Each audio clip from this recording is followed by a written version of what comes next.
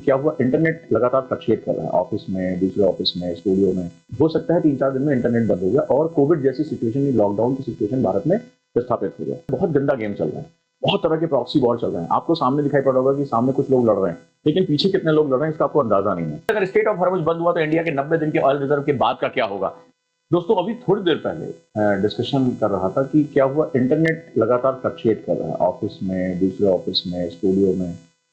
तो जब कंप्लेन करने के लिए कॉल किया तो वहां पर एक बात पता चल रही थी कि हो सकता है 3-4 दिन में इंटरनेट बंद हो गया और कोविड जैसी सिचुएशन, लॉकडाउन की सिचुएशन भारत में स्थापित हो गया। बड़ी अजीबोगरीब हालत हो रही है।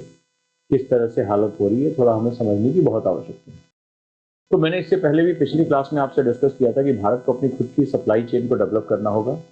हम कृषि प्रधान देश हैं, जो हमारा लास्ट टॉपिक डिस्कशन हो रहा था वहां पर हमने डिस्कशन किया, कृषि प्रधान देश है, फिर भी हम बहुत सी चीजों, चाहे फर्टिलाइजर और तमाम अन्य चीजों के लिए, मशीनरीज के लिए बाहरी दुनिया पर डिपेंडेंट है। और इस समय बहुत गंदा गेम चल रहा है, बहुत तरह के प्रॉक्सी वॉर चल रहे हैं। आपको सामने दिखाई पड़ रहा होगा कि सामने कुछ लोग लड़ रहे हैं, लेकिन पीछे कितने लोग लड़ रहे हैं इसका आपको अंदाजा नहीं है।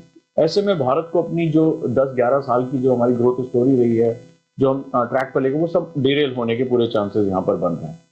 अभी सुनने में ये भी आया है कि प्रधानमंत्री मोदी रशिया की यात्रा करने जा रहे हैं। ये भी सुनने में आ रहा है कि रशिया इंटरनेट को बाधित कर सकता है। और यूक्रेन ने उस डिपो पे हमला किया जहां से बहुत बड़ी मात्रा में तेल भारत आता था। ईरान अभी अभी जो है, डोनाल्ड ट्रंप का स्टेटमेंट आया कि हमें ऑयल और गैस के जो इंपॉर्टेंट रिजर्व थे, इस युद्ध ने हमें वो सब कुछ दे दिया। स्टेट ऑफ हॉर्मुज को लेकर बातचीत चल रही है, जहां डोनाल्ड ट्रंप एक तरफा सीज फायर की बात कर रहे हैं, वहीं पर ईरान के जो लीडर्स हैं वो कह रहे हैं हमसे कोई बातचीत हुई नहीं, और वो मौकरी कर रहे हैं, वो मजाक उड़ा रहे हैं। और पूरे इस समय इंटरनेट पे ये सारी चीजें चल रही है, लेकिन हम भारतीयों के लिए बहुत खतरे की बातें सामने आ रही हैं। यानी एक तरफ डोनाल्ड ट्रंप कह रहे हैं मैंने सीज फायर कर दिया, और वहीं पर कह रहे हैं नेतन्याहू जो है वो इस तरह के जो है वो स्ट्राइक्स को कंटिन्यू करके रखेंगे। बड़ी अजीबोगरीब सिचुएशन है। ईरान कह रहा है हमसे कोई बातचीत नहीं हुई है। यूक्रेन जो है रशिया के ऑयल डिपो पे हमला कर रहा है। प्रधानमंत्री जो है रशिया जा रहे हैं, रशिया हमें प्रीमियम ऑयल जो है प्रीमियम रेट पे तेल बेच रहा है, यानी दोस्ती उसकी गई बाढ़ में। हम इस पे हम डिस्कशन कर चुके हैं। बड़ी कॉम्प्लेक्स सिचुएशन बनी हुई है, बहुत ज्यादा कॉम्प्लेक्स सिचुएशन बनी हुई है। और प्रधानमंत्री का संसद में खड़े होकर ये बोलना कि कोविड जैसी सिचुएशन का सामना करने के लिए हमें तैयार रहना पड़ेगा, ये कुछ ऐसी खबरें सरकार के पास हैं, ऐसी जानकारियां जो बहुत परेशान करने वाली हैं, बहुत तकलीफ देने वाली हैं। So let's start this journey. हम इस जर्नी को समझते हैं, जानते हैं क्या है, कैसे है और किस रूप में ये काम करने के लिए तैयार होगा। तो वेलकम दोस्तों, आप सभी का बहुत बहुत स्वागत है। और मैं आपका गाइड रोजांक इस पे आपसे डिस्कशन करने जा रहा हूं, आपको यहाँ पे बात करने जा रहा हूँ। आज का प्रेजेंटेशन कैसा है ये मुझे जरूर आप हिट करिएगा, बताइएगा मुझे, ताकि मैं आपको इस तरह की चीजों के बारे में और डिस्कशन कर सकूं। तो चलिए, आज का बहुत इंपॉर्टेंट खबर है कि क्या एक छोटी सी चीज, देखते हैं कितने लोगों को ये पता है, क्या एक हमला पूरी दुनिया बदल देगा। यानी एक खार्ग आइलैंड ट्रैप, एक वर्ड है खार्ग आइलैंड। तो ईरान के पास, हरमुज के पास एक आइलैंड है खार्ग आइलैंड, और उस खार्ग आइलैंड पे जो अगर अटैक होता है तो क्या पूरी दुनिया बदलने वाली है, क्या पूरी दुनिया परेशान होने वाली है। आज मैं इसके बारे में बात करने वाला हूं और 4 ऐसे गेम प्लान आपको बताने वाला हूं कि अगर आप आखिरी तक रहेंगे तो आपके दिमाग के ढक्कन बिल्कुल खुल जाएंगे कि ये पूरी दुनिया में शह और मात का खेल क्या हो रहा है। पहली चीज है कि क्या सिर्फ $2000 का एक ड्रोन अमेरिका के $multi-million सिस्टम को हरा सकता है। और अमेरिका माना जा रहा है यूटर्न लेने के पीछे कि उसकी मिसाइलें खत्म हो रही हैं, उसकी तकनीक खत्म हो रही है, और जो ये एसिमेट्रिक वॉरफेयर था, इसने अमेरिका को घुटने के बल ला दिया। वो खुद ही अपनी वॉर डिक्लेयर करके, शांति प्रस्ताव डिक्लेयर करके बस वो भागना चाहता है। इसके आने वाले टाइम में इजराइल पे, इस पे बहुत निगेटिव असर पड़ने वाले। इजराइल के जो न्यूक्लियर प्लांट्स हैं, सेंसिटिव जगहों पर ईरान ने जबरदस्त जो है वो बम्बार्डमेंट की है। बहुत ही ज्यादा तकलीफ दे सिचुएशन अब इजराइल को भी देखनी पड़ेगी। और सबसे बड़ी बात है, अमेरिका इस तरह से अगर भागता है तो मिडिल ईस्ट में अब इजराइल बहुत लंबे समय के लिए आइसोलेट हो जाएगा। यानी ये जो वॉर है वो पूरी दुनिया के लिए गले की हड्डी है। लेकिन अब आज मैं आपसे इसमें कुछ ऐसी शतरंज की बिसातें डिस्कस करूंगा, आपको समझ में आएगा इस गेम के पीछे रियल प्लान किसका है, ये कौन लड़ रहा है और कौन लड़वा रहा है।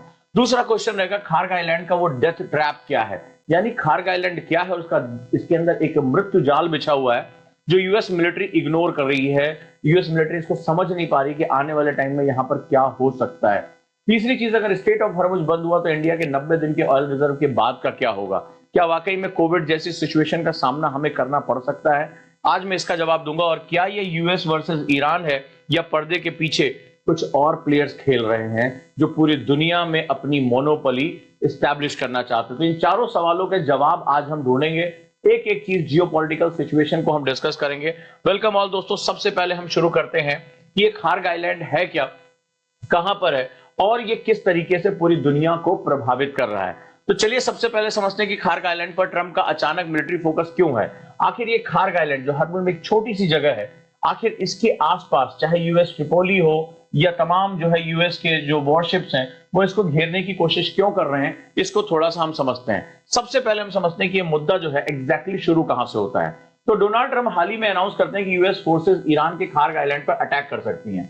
जो डोनाल्ड ट्रंप है लगातार कई बातें वो कर रहे हैं और जिसमें वो बार बार कह रहे हैं कि हमें ऑयल और गैस रिजर्व चाहिए। खुलकर वो बात कर रहे हैं कि हमें किसी भी हालत में इस सप्लाई चेन को मेंटेन करके रखना है। यूएस के माना जा रहा है $12 बिलियन केवल 6 दिन के अंदर खत्म हो गए। यूएस अब इसकी रिकवरी कैसे करेगा, इस पर बातचीत चल रही है। तो क्या आपने खार्ग आइलैंड, इस पूरे में हरमुज में आपने तो बातें सुनी, खार्ग आइलैंड पे जो गेम होने जा रहा है या गेम जो इस पे पीछे खेला जा रहा है, फ्रंट पे खेला जा रहा है, वो क्या हो सकता है, जरा इसको समझते हैं।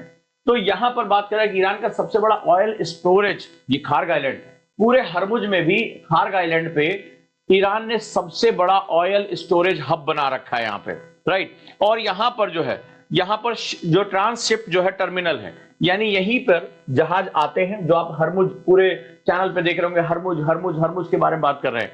एक बहुत छोटा सा एक इसका जो है आइलैंड है और यहाँ पर ट्रांसशिप जो है होते हैं, यहाँ पे शिप्स आते हैं, यहाँ पे लोड होते हैं और फिर यहाँ से निकलते हैं, आते हैं, अनलोडिंग होती है और चले जाते हैं।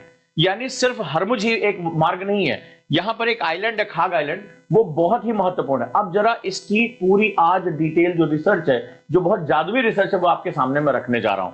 तो यहां पर क्या है, यूएस का प्लान है कि 2500 मरीन और यूएस ट्रिपोली जो उनका एम्फीबियन शिप है, एम्फीबियन शिप मतलब ये सबमरीन की तरह भी रहेगा, ये सरफेस पे भी आ जाएगा, यानी ये विलुप्त भी हो जाता है और सरफेस पे आ जाता है, बहुत ही खास तरह का है।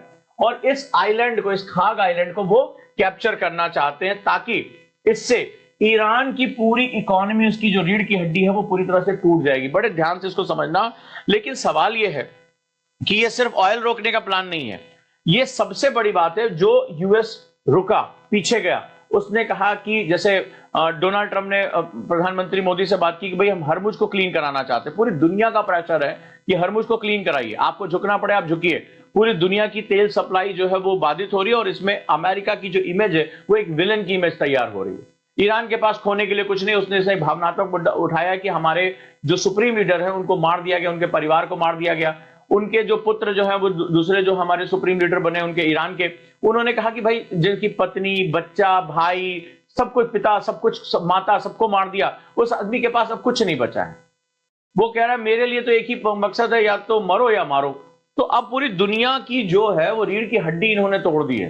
तो यूएस के ऊपर बड़ा दबाव है। लेकिन सवाल यह है कि आने वाले टाइम में जहां पर बात हो रही कि स्टेट जो हरमुज स्टेट है उसको कैसे ओपन रखा जाए, यहां तक कि अमेरिका ने कहा कि चलो मिलजुल कर, ईरान से कहा मिलजुल कर हम जो है इस पे हम बातचीत करते हैं। और अब ईरान के पास कुछ बातचीत करने के लिए है नहीं जहां पर वो बातचीत करे।